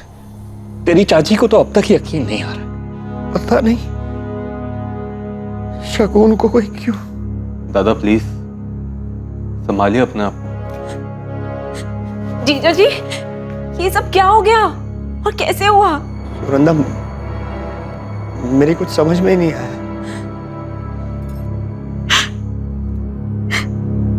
मौसा जी, मासी कहाँ है? कल रात को एक फोन भी नहीं किया। मासी गुस्सा है क्या? आई ने डांटा इसीलिए। मिस्टर आनंद, मुझे पता है ये बहुत ही टफ टाइम है आपके लिए, लेकिन आपकी बीवी के कातिल तक पहुंचने में आप ही हमारी मदद कर सकते हैं। जी मैं कुछ समझा नहीं। देखिए, हमने इन्वेस्टिगेट किया है, आपके घर पे ना ही फोर्स एंट्री हुई है ना ही कोई चोरी हुई है। इसका मतलब कातिल जो कोई भी था, शगुन उसे अच्छे से जानती थी। लेकिन ऐसा कौन हो सकता है? ये तो आप ही बता सकते हैं। हाल फिलहाल में शगुन का किसी के साथ कोई झगड़ा हुआ था या दुश्मनी? जस्ट शट अप कल्पना, मैं अपने हस्बैंड से बात कर रही हूँ। नहीं सर, वो किसी से झगड़ा करने वालों में से नहीं थी सर, काफी समझदार थी। उसे कोई चोट पहुंचाना क्यों चाहेगा? आपकी किसी के साथ दुश्मनी, कोई झगड़ा? हो सकता है कि आपका गुस्सा आपके बीवी पर निकाला गया हो। नहीं सर, मेरी भी ऐसा किसी के साथ ऐसी कोई दुश्मनी नहीं है। मैं तो एक फाइनेंशियल कंसल्टेंट हूँ, मेरी अपनी एक फर्म है और शगुन मेरी फर्म का अकाउंट घर से ही संभालती थी। कल आप ऑफिस कितने बजे गए? सुबह 11 बजे के करीब। आप ऑफिस से घर कितने बजे आए? रात को 9 बजे के करीब। हाल फिलहाल में शगुन ने आपको कभी कुछ बताया था कि वो अपसेट है या किसी बात का जिक्र किया था? फोन पर इतनी अपसेट क्यों साउंड कर रही थी? कल दोपहर को उसका मूड कुछ अपसेट था। वो कह रही थी कि मार्केट में कुछ हुआ था। कौन सा मार्केट? मेरे अंदाजे से हमारे घर के पास का LM मार्केट ही होगा। और ये बात शगुन ने आपको फोन पर बताई हो? जी फोन पर ही बताई थी। क्या हुआ था मार्केट में? वो तो नहीं बताया सर, लेकिन काफी अपसेट थी। दादू पेन दो ना। अभी नहीं, बाद में देता हूँ मैं। जाओ। दादू पेन दो ना प्लीज। बोला ना बाद में देता हूँ, जा, अभी परेशान मत कर। अरुण दे देना उसे पेन। पर भाभी मैं पढ़ाई कर रहा हूँ, मेरा टेस्ट है। पढ़ के तू कौन सा बड़ा अफसर बन जाएगा? दे देना उसे पेन। क्या हो रहा है? अरुण, तू क्यों फालतू में उसके गुस्से को बढ़ाता है? हाँ, लेके जा। अरे क्या हुआ मेरी गुड़िया? अरे मेरी गुड़िया रानी क्यों रो रही है? आप नहा लीजिए, मैं नाश्ता लगाती हूँ। दुकान पर जाने पे देर हो रही होगी ना? वो आज मैं दुकान नहीं जाऊंगा। सुन अरुण, तू चला जा। लेकिन दादा आज मेरा टेस्ट है, मैं कैसे जा पाऊंगा? जितना बोला उतना सुन। हाँ साहब, जरूरत आई तो थी अपनी बेटी के साथ, बुला लिया, और जब तक मैं पैसे देता उतने में ही उनकी बेटी कहीं गुम हो गई। बेटी के साथ? जी साहब। फिर मिली इसकी बेटी? पता नहीं साहब, मैंने देखा नहीं।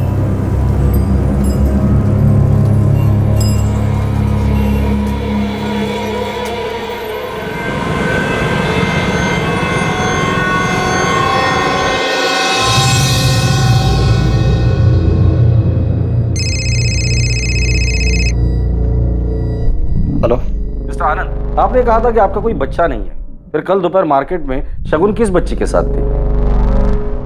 वो पलक होगी,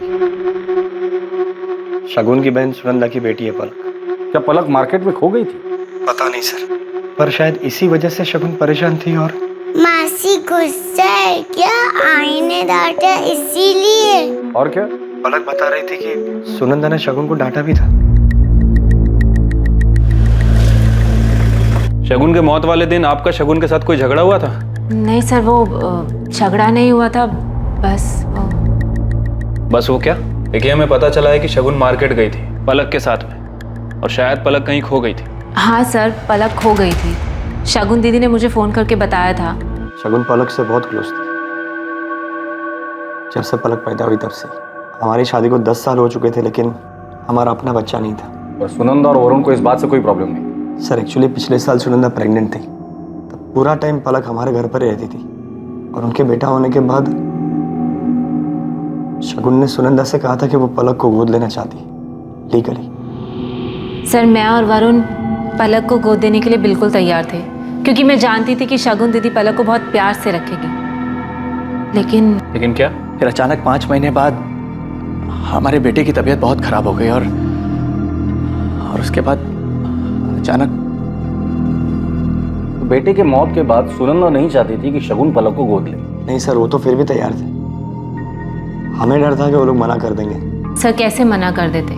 शगुन दीदी ने हमारी बहुत मदद की थी। जब वरुण का काम नहीं चल रहा था तब दीदी ने ही हमें पैसे दिए थे। यहाँ तक कि जब वरुण का बिजनेस नहीं चल रहा था तब शगुन दीदी ने आनंद जीजू को बोलकर वरुण को उनके ऑफिस में नौकरी भी दिलवाई थी। शगुन पलक के लिए कुछ भी कर सकती थी, पलक में उसकी जान बसती थी। पर शगुन पलक को गोद ले रही थी, इस बात से आपको कोई प्रॉब्लम नहीं? नहीं सर, बिल्कुल नहीं। मैं तो खुश था कि हमारी फैमिली पूरी होने वाली थी। पलक बेटा, जिस दिन आप मौसी के साथ गोला खाने गए थे उस दिन आप खो गए थे ना, तो फिर आपको बिल्डिंग के बाहर किसने छोड़ा? पता नहीं। ठीक है, कोई बात नहीं। कोई आपकी बच्ची को ऐसे ही मार्केट से उठाकर ले आया और आप लोगों ने कंप्लेंट तक नहीं की? एक्चुअली उस इंसिडेंट के बाद पलक बहुत घबरा गई थी और फिर उसी शाम इनकी शगुन दीदी की डेथ हो गई। क्या कोई ऐसा है जिसे पलक से कोई प्रॉब्लम है, या फिर इस बात से कि शगुन पलक को गोद ले रही थी? मनोहर चाचा थोड़े पुराने ख्यालात के, उनका कहना था कि पलक हमारा खून नहीं। तुम लोग ऐसे ही किसी को भी गोद कैसे ले सकते हो? चाचा जी, पलक कोई ऐसी वैसी बच्ची नहीं है, मेरी बहन की बेटी है। जो भी हो, पर वो इस परिवार का आनंद का अंश नहीं है। क्या फर्क पड़ता है चाचा जी, उसकी परवरिश तो हम दोनों मिलकर ही करेंगे ना। देखो बहू, तुम्हें लगेगा बुरा, लेकिन सच्ची बात तो यह है कि तुम खुद आनंद को बच्चा नहीं दे पाई हो। चाचा जी, आप कैसी बातें कर रहे हैं? पलक को गोद लेने का फैसला हम दोनों का है, और प्लीज आप शगुन के खिलाफ कुछ भी मत बोलिए, मैं सुन नहीं पाऊंगा और आपको बुरा लग जाएगा। हाँ, सच्चाई तो यह है कि तुझे अपनी बीवी के अलावा आजकल कुछ दिखाई नहीं देता है, तू इसके प्यार में अंधा हो गया है। हाँ, हो गया हूं अंधा। अगर शगुन पलक को गोद लेना चाहती है तो हम जरूर पलक को गोद लेंगे, और ये हमारी लाइफ है, मेहरबानी करके आप उसमें दखल अंदाजी ना करें तो अच्छा होगा। उस दिन झगड़ा हुआ था सर, लेकिन उसके बाद उन्होंने इस बात पर कभी कुछ नहीं कहा।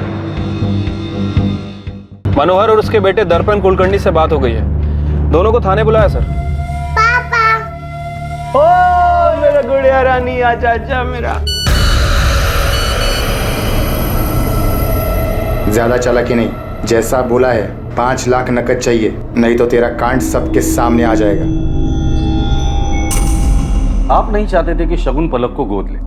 हाँ, मैं नहीं चाहता था कि हमारे परिवार में कहीं बाहर का खून आए। आपके खानदान में किसी और का खून मिल रहा था, इससे आपको प्रॉब्लम थी? या आनंद और शगुन की सारी प्रॉपर्टी उस बच्ची के नाम हो जाती, इससे प्रॉब्लम थी? कैसी बात कर रहे हैं आप?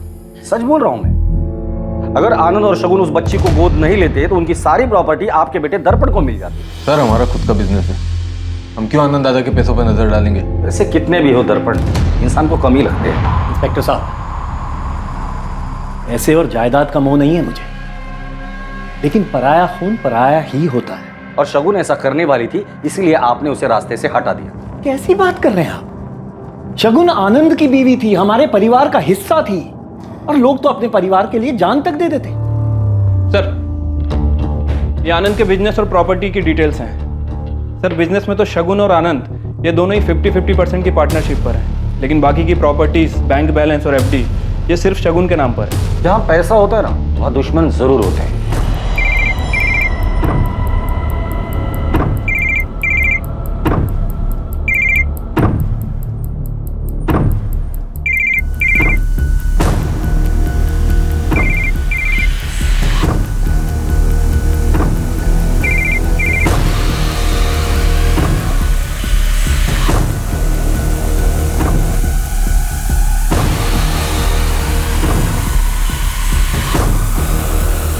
विक्टिम पे 7 बार वार किया गया है, एक गर्दन पे, 2 छाती पे और 3 पेट पे।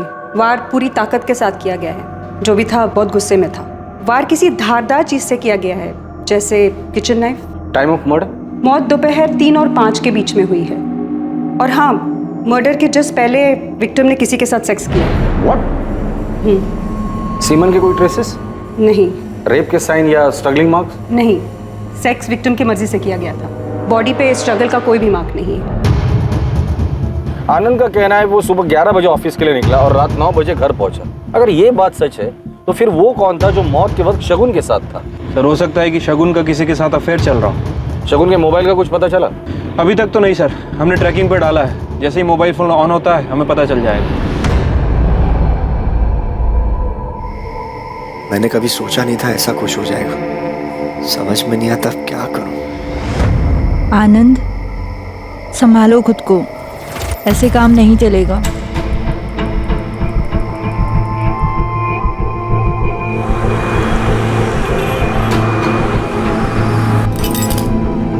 क्या हुआ इतनी जल्दी? अभी तो मजा आना शुरू हुआ है। दीपक 3 बज गए और टाइम हो गया है, चलो उठो जल्दी। आज मेरा कहीं जाने का मन ही नहीं कर रहा है। मजाक बहुत हो गया, चलो उठो, जल्दी उठो, तैयार हो जाओ। दीपक भाव, दीपक भाव, फोन आ रहा है आपका, फोन तो उठाइए।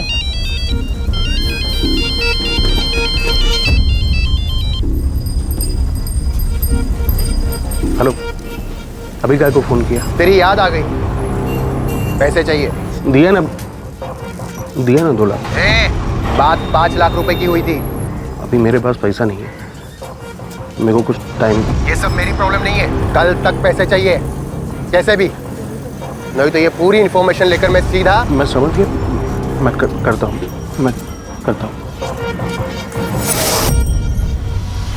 सर, शगुन और आनंद के कॉल रिकॉर्ड और लोकेशन रिकॉर्ड आ गए हैं। सर, शगुन के पिछले 1 महीने के कॉल रिकॉर्ड में ऐसा कुछ भी नहीं मिला है जिससे हमें पता चले कि उसका किसी के साथ अफेयर चल रहा था। लेकिन सर, ये आनंद हमें तब से घुमा रहा है।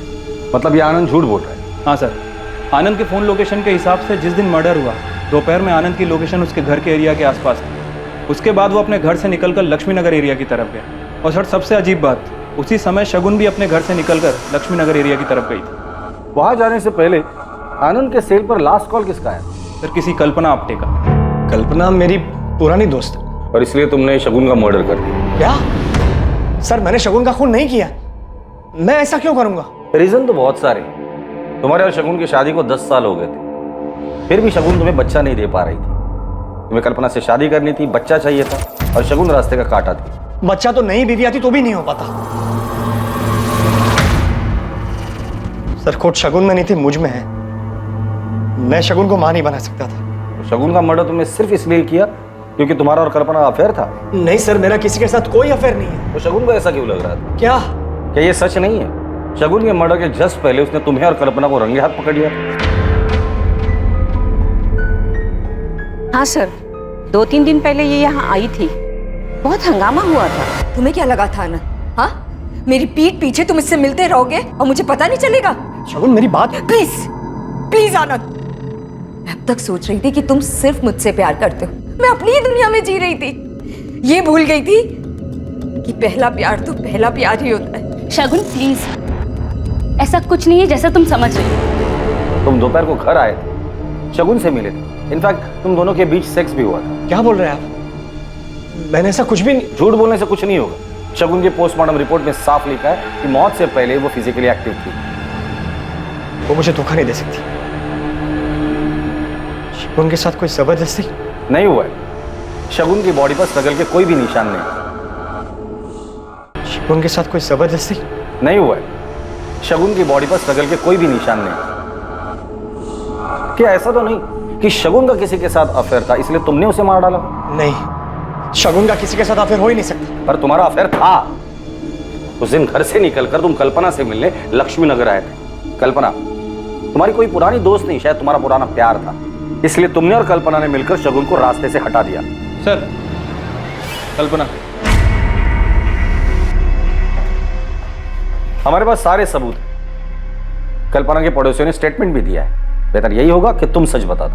हाँ सर, मैं और कल्पना कॉलेज टाइम पर साथ में थे, एक दूसरे से प्यार भी करते थे। लेकिन सर, वो 15 साल पुरानी बात है। कॉलेज के बाद हम दोनों अलग हो गए थे और हम दोनों सिर्फ अच्छे दोस्त थे। तो तुम अपनी बीवी की नापसंदी के बावजूद भी कल्पना से मिलने जाते थे, उसे झूठ बोल के। सर, एक्चुअली में बात यह है कि रिसेंटली मेरा डिवोर्स हुआ है और मुझे मेरे फाइनेंशियल एसेट्स को लेकर एडवाइस चाहिए थी। इसी सिलसिले में आनंद मेरे घर आए थे, शगुन को बिना बताए, और अचानक शगुन भी मेरे घर आ गई। तो शगुन चले जाने के बाद तुम डर गए, तुम्हें लगा शायद वो तुम्हें डिवोर्स दे देगी और तुम्हारे हाथ से सारी प्रॉपर्टी चली जाएगी, क्योंकि सारी प्रॉपर्टी शगुन के नाम पर। इसलिए प्रॉपर्टी के लिए तुम दोनों ने मिलकर शगुन को मार डाला। नहीं सर, ये कल्पना के घर से निकलने के बाद तुम सीधे ऑफिस गए, पर इस बार चालाकी से अपना फोन ऑफिस में ही छोड़ा। फिर घर आए, शगुन को मनाया, उसके साथ फिजिकल रिलेशन बनाए और फिर उसे मार डाला। नहीं सर, ऐसा कुछ भी नहीं हुआ। ऑफिस पहुंचने के बाद मैं ऑफिस में ही था, सीधा रात को घर के लिए निकला था। सर, आप चाहें तो मेरी कंसल्टेंसी फर्म में पूछ सकते हैं, वो लोग बताएंगे कि मैं ऑफिस पर ही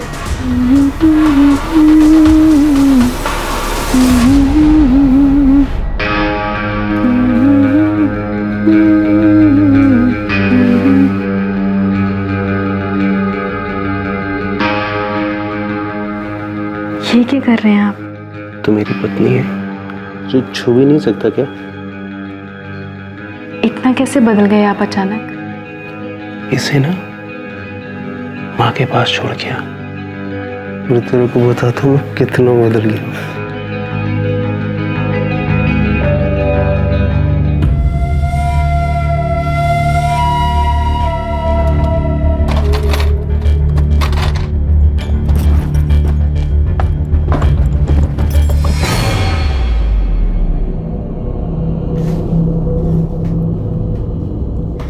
वो जाने का है। कहाँ? वो दुकान जाने का है। पर अभी? पता है, पर ये काम भी जरूरी है ना।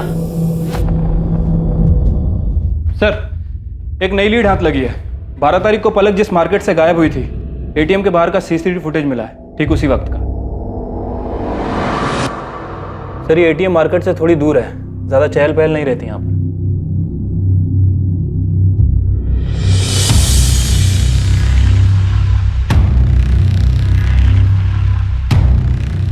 आनंद दादा को बहुत मानता हूँ, शगुन भाभी बहुत अच्छी है। इतना झूठ, ये सारा प्लान तेरा था ना? सिर्फ प्रॉपर्टी के लिए किया ना ये सब कुछ? प्लान? कौन सा प्लान? संतोष आहूजा दोस्त है ना तेरा? ये तेरी गाड़ी है ना? XX34X6? बालून वाले अंकल रुको। संतोष को कितने पैसे दिए थे पलक को उठाने के लिए? इंस्पेक्टर साहब, दर्पण ने कुछ नहीं किया। संतोष को पैसे मैंने दिए थे। मैं नहीं चाहता था कि शगुन पलक को गोद ले और सब कुछ उसके नाम कर दे। आनंद ने अपना सब कुछ बनाया, बहुत पैसे कमाए, लेकिन जिस घर में वो रहता है वो मेरे पिता ने बनवाया था। उस पर मेरे बेटे का भी हक बनता है। लेकिन वो घर तो आनंद के नाम पर था और बाद में उसने वो घर शगुन के नाम पर कर दिया था। लेकिन मैं अपने बेटे के साथ ऐसी नाइंसाफी नहीं होने दे सकता था। पर इसमें शगुन की क्या गलती थी? गलती थी। मुझे पता चला कि शगुन और आनंद को बच्चा नहीं हो रहा, तो मैंने सोचा कि आखिरकार भगवान ने मेरे बेटे दर्पण के साथ न्याय किया और आगे जाके आनंद की सारी प्रॉपर्टी दर्पण और उसके बच्चों को मिल जाएगी। लेकिन जब उन्होंने मेरी बात नहीं सुनी, तब मैंने संतोष को पैसे दिए और उससे कहा कि वो पलक को तब उठाए जब वो शगुन के साथ हो, ताकि पलक के माँ बाप को शगुन लापरवाह लगे और वो उसे पलक ना दे। लेकिन फिर आपको लगा कि शायद इससे भी आपका काम ना हो, इसलिए सेफर साइड आपने शगुन को ही मरवा दिया। नहीं इंस्पेक्टर साहब, मैंने ऐसा कुछ नहीं किया है। जो आदमी खुद के फायदे के लिए एक छोटी बच्ची को किडनैप करवा सकता है, ऐसे आदमी के जुबान का कौन भरोसा करेगा? क्या हुआ? कुछ नहीं यार, बस वही रोज का ड्रामा। तूने मेरा काम किया क्या? हाँ, मेरी चाचा जी से बात हो गई है। उन्होंने कहा कि तेरे को अपनी साड़ी की शॉप पे लगवा देंगे और वहाँ तुझे रहने की भी जगह मिल जाएगी। लेकिन तू ये बता कि अपना पढ़ाई घर सब छोड़कर दिल्ली क्यों जा रहा है? बस यार, बहुत हो गया अभी, अब सहन नहीं होता मुझसे। और सर, शगुन के बहनोई वरुण के बैंक डिटेल्स में कुछ अजीब मिला है। सर, ऐसी 3 कंपनीज हैं जो वरुण को डायरेक्ट पैसे ट्रांसफर कर रही थी। ये आनंद के क्लाइंट से डायरेक्ट डील करता था, जिसके बारे में आनंद को पता ही नहीं। हाँ सर, लेकिन शायद किसी को पता चल गया। मेरे गहने का है अरुण? मुझे क्या पता? मुझे अच्छे से पता है कि तेरे सिवा ये काम कोई नहीं कर सकता। चिल्ला क्यों रही है? क्या हो गया? आपके भाई ने मेरे गहने चोरी किए हैं और मुझे वो वापस चाहिए। दादा, भाभी मुझ पर झूठा इल्जाम लगा रही है। तुझे घर में चोरी करते हुए शर्म नहीं आई? लेकिन दादा, मैंने कुछ ऐसा किया ही नहीं है। ऐसा करते इसको पुलिस में दे देते। हाँ, ये सही है। बुलाइए पुलिस को, फिर पता चलेगा कि सच क्या और झूठ क्या है। ठीक है। ए रुक, तमाशा क्यों कर रही है? भाई है मेरा।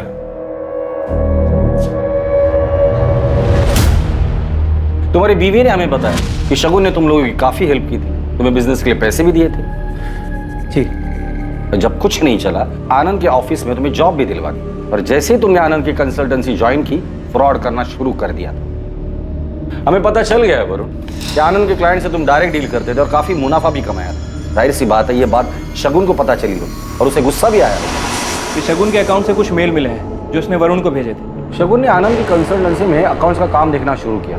उसे पता चल गया था कि वरुण आनंद की कंपनी में फ्रॉड कर रहा है। मैं मानता हूँ कि मैंने कंपनी के पिछले अकाउंटेंट शर्मा के साथ मिलकर कंपनी के कुछ क्लाइंट्स के अकाउंट्स में हेरफेर की थी। वो मेरी बहुत बड़ी गलती थी सर। वरुण, आनंद ने बहुत मेहनत करके खुद से ये कंपनी खड़ी की है और आप उन्हें धोखा दे रहे हैं और फिर इतने कॉन्फिडेंट भी हो कि मैं आनंद से जाके कुछ नहीं कहूंगी। क्यों? देखो, मेरा जो होगा सो होगा। अपनी बहन सुनंदा का सोचो, क्या बीतेगी उसमें। अपनी बेटी दे रहा हूं तुम्हें शगुन। एहसान मानना चाहिए मेरा कि तुम्हारी जिंदगी की सबसे बड़ी कमी मेरी बेटी की वजह से पूरी हो रही है। मैंने शगुन से माफी मांग ली थी सर। जो भी मैंने हेरफेर किया था वो सारे पैसे लौटा दिए थे उसे। उसके बाद सब कुछ नॉर्मल हो गया था। अब आप ही बताइए, मैं शगुन को क्यों मारूंगा सर? सर, मैंने आनंद के ऑफिस में बात की है पता चला है कि 12 जून को कल्पना से मिलने के बाद वो रात तक ऑफिस में ही था। और ये दर्पण और मनोहर? सर ये दोनों भी अपने घर पे थे। तावड़े, इन सब में एक बात समझ में नहीं आई। अगर आनंद सच बोल रहा है तो क्या वाकई शगुन का किसी के साथ अफेयर चल रहा था? और किसके साथ? क्योंकि उसके कॉल रिकॉर्ड, मैसेजेस सब कुछ थी। ये माजरा समझ में नहीं आया। शगुन का अफेयर था या नहीं था?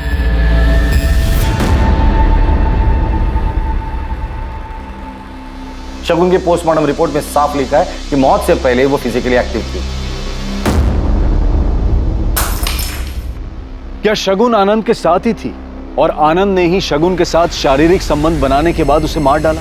या फिर शगुन की मौत के पीछे मनोहर का हाथ था, क्योंकि मनोहर चाहता था कि शगुन पलक को गोद ना ले और शगुन और आनंद की सारी प्रॉपर्टी उसके बेटे दर्पण के हाथ आ जाए?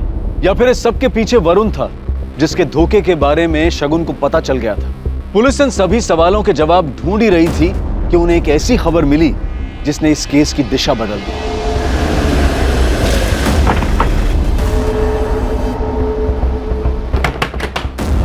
अखिलेश मिश्रा जी। किधर जा?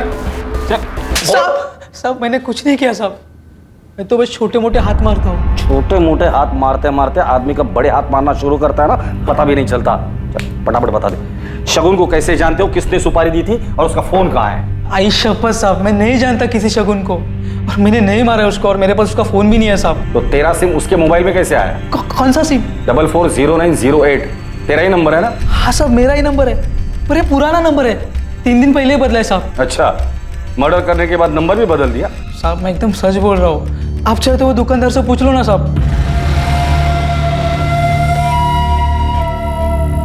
बीबी के जेवर बेच के लाया हूँ, पूरे 3 लाख है। 2 लाख पहले का, 3 ही 5 हिसाब बरोबर।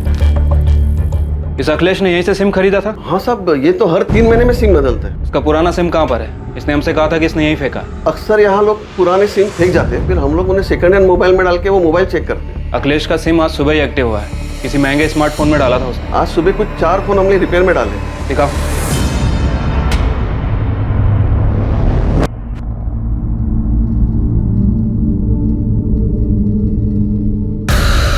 ये फोन किसने बेचा था? वो आदमी और एक फोन ठीक करवाने आया था। हमारे पास जितने भी मोबाइल रिपेयर होते हैं ना, मैं सबका नंबर लिखता हूँ। नंबर दो उसका। बोलो। बाबू पैसों की बहुत जरूरत थी। ऐसे अचानक क्या पता गई? वो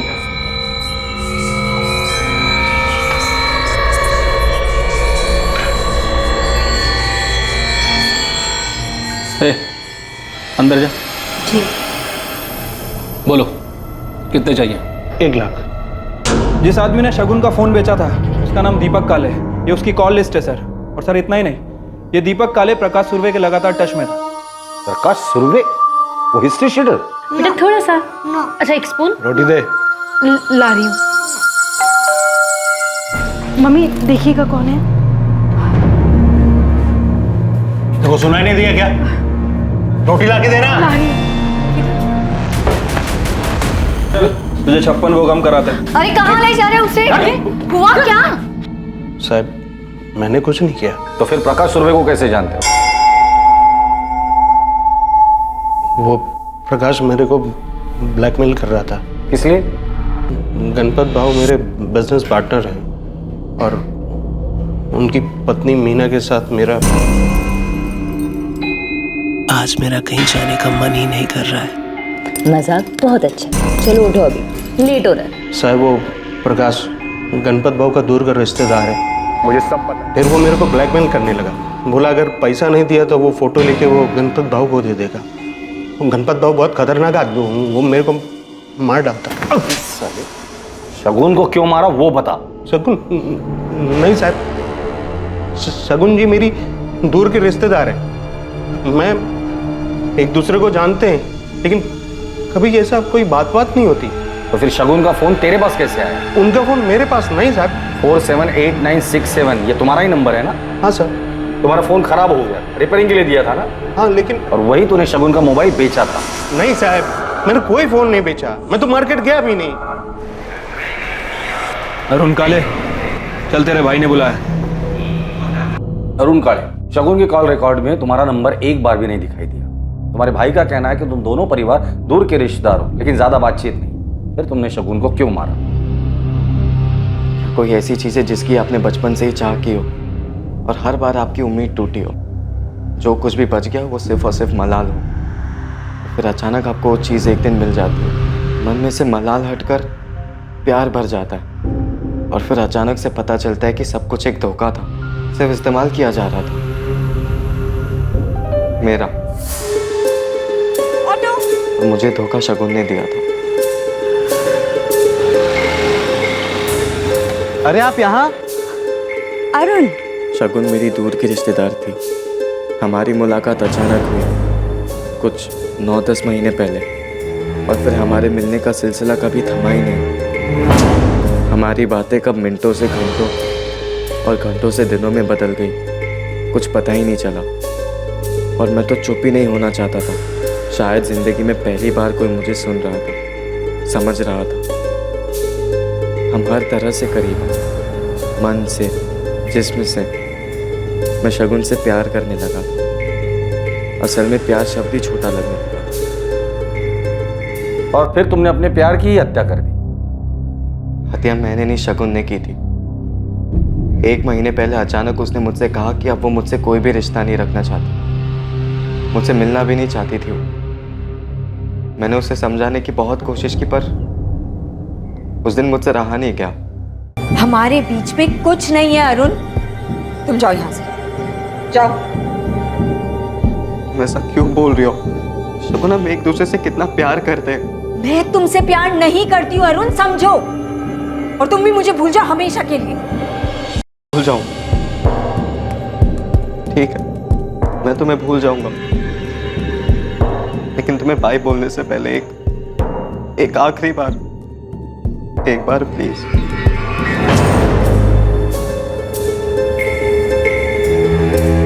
क्या हुआ? इतना मुस्कुरा क्यों रहे हो? क्योंकि मैं सब जानता हूँ, तुम भी मुझसे उतना ही प्यार करती हो। क्या? तुम गलत समझ रहे हो अरुण।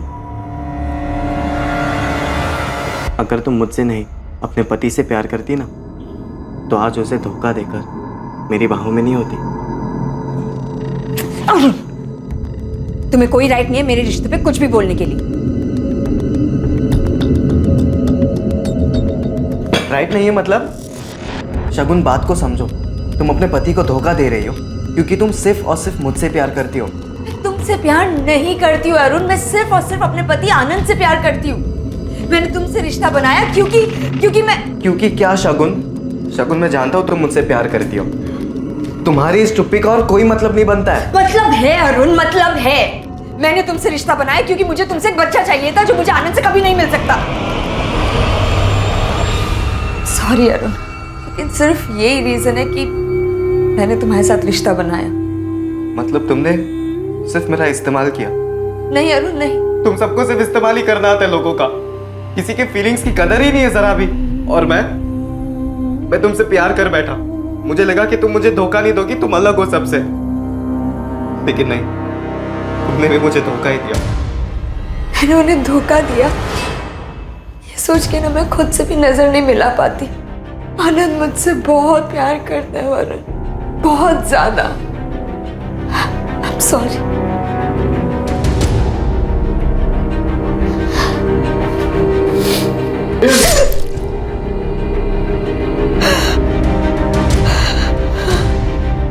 पढ़ाई के नाम पे से तेरे ऊपर पैसे बर्बाद हो रहे हैं और कुछ नहीं।